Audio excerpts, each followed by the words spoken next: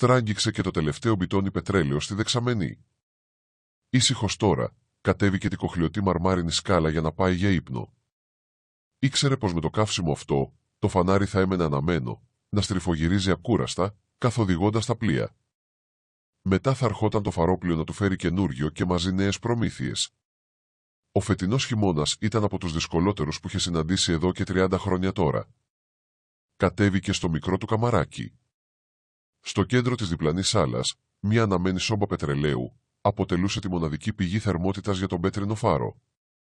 Το σιδερένιο κρεβάτι, στρωμένο με 2 μπλε μάλινες κουβέρτες του πολεμικού ναυτικού, θα το φιλοξενούσε χαρίζοντας το θαλπορί και για τη σημερινή παγωμένη νύχτα.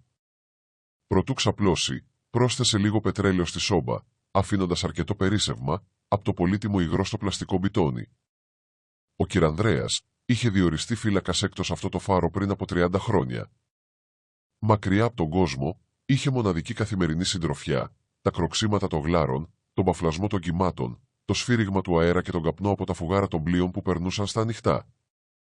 Καθήκον του ήταν να συντηρεί και να κρατά αναμένο το φανάρι.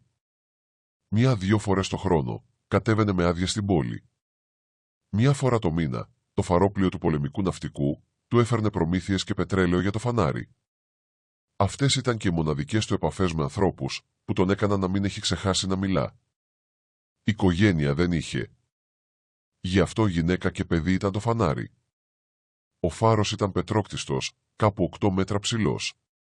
Στο κάτω μέρος του υπήρχαν ένα μικρό καμαράκι, μια κουζίνα και ένας χώρος που χρησιμεύε για να κυλά ο περίσσιος χρόνος της ημέρας.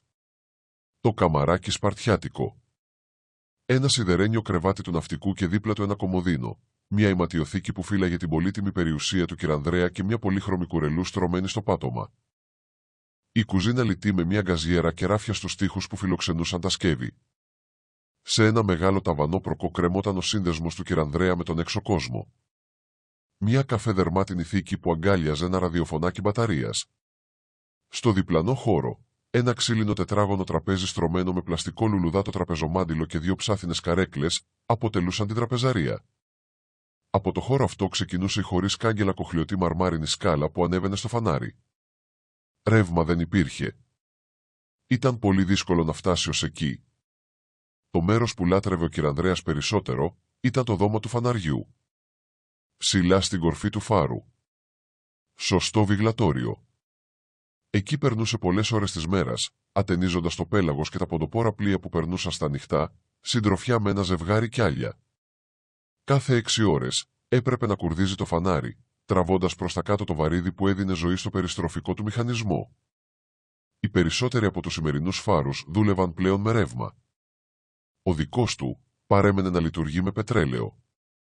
Το καύσιμο μούσκευε ένα παχύ φυτίλι, η φλόγα του οποίου με τη βοήθεια του χονδρού γυαλιού που το περιέβαλε και ενός περιστρεφόμενου κατόπτρου, χάριζε τη σωτήρια να λαμπεί στα περιδιαβαίνοντα πλοία. Η υπόλοιπη μέρα του Κυρανδρέα, όποτε δεν βρισκόταν στο βιγλατόριο του, κυλούσε με το ψάρεμα. Στο μοναδικό απάγγιο σημείο, ανάμεσα στα κοφτερά γκρίζα βράχια, υπήρχε ένας μικρός τσιμεντένιος μόλος. Εκεί τον περίμενε δεμένη μια μικρή ξύλινη βάρκα, πάντα πρόθυμη για ψάρεμα. Όποτε η θάλασσα αποφάσιζε να του κάνει το τραπέζι, το γεύμα ήταν εκλεκτό, κατατροπώνοντας τη γευστική μονοτονία της κονσέρβας. Τη μέρα εκείνη είχε μουντό ουρανό. Ο βοριάς είχε αρχίσει να παρακάνει αισθητή την παρουσία του. Μέχρι το μεσημέρι, σκέφτηκε ο Κυρανδρέας, θα έχει βγάλει δεκάρι και σήμερα είναι και η μέρα της τροφοδοσίας. Με το μυαλό του στο φαρόπλοιο και όσο ακόμη ο βοριάς του χαριζόταν, ο Κυρανδρέας έλυσε το μικρό βαρκάκι και ανοίχτηκε για να ψαρέψει. Ίσα που πρόλαβε να δέσει στο μόλο. Ο βοριάς αποφάσισε ξαφνικά να θεριέψει, στολίζοντας τη θάλασσα με κατάλευκες δαντέλες. Ανηφορίζοντας προς το φάρο, ξέσπασε δυνατή μπόρα. Ο ουρανός σκιζόταν από τις αστραπές. Κάθε φορά που 2 σύννεφα συναντιόταν, οι χειροί κεραυνοί έκαναν τα τύμπανα οποιασδήποτε συμφωνικής ορχήστρας να σιγούν ντροπιασμένα.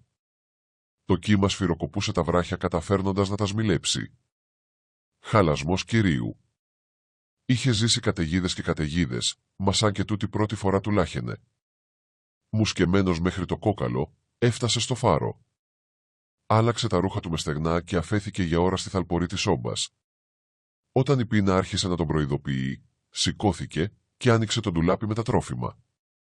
Μέσα του Μέτρησε 3 κονσέρβες που του είχαν απομείνει. Έπιασε αυτή με τα φασόλια. Έβγαλε τα μισά, τα έβαλε να ζεσταθούν στη σόμπα και φύλαξε τα υπόλοιπα. Ανεφοδιασμός, αν δεν καταλάγιαζε η αντάρα, δεν επρόκειτο να ερθεί. Τράβηξε την καρέκλα του κοντύτερα στη σόμπα. Από το τζαμάκι της, παρατήρησε πως η φλόγα είχε αρχίσει να τρεμοπαίζει. Έριξε μια γρήγορη αγωνιώδη ματιά στη γωνία και χαλάρωσε στη θέα του μισογεμάτου μπιτονιού. Το δωμάτιο είχε αρχίσει να του φαίνεται σαν ψυγείο και η σόμπα ήταν η μοναδική του ελπίδα για επιβίωση. Μόλις απόσωσε το φαγητό του, ανέβηκε τη μαρμάρινη σκάλα προς το δώμα που βρισκόταν το φανάρι. Άνοιξε να ελέγξει τη δεξαμενή του πετρελαίου και είδε πως το υγρό σωνόταν.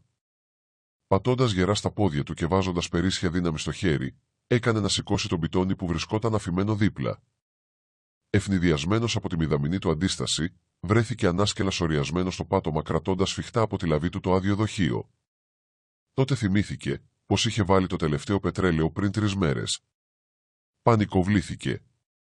Ο φάρος δεν είχε σβήσει ποτέ 30 χρόνια τώρα. Χωρίς δεύτερη σκέψη, κατέβηκε 2-2 τα σκαλιά. Βούτυξε αγχωμένα από τη γωνία της κάμαρας στο μισογεμάτο μπιτόνι και ξανανέβηκε τρέχοντας στη σκάλα.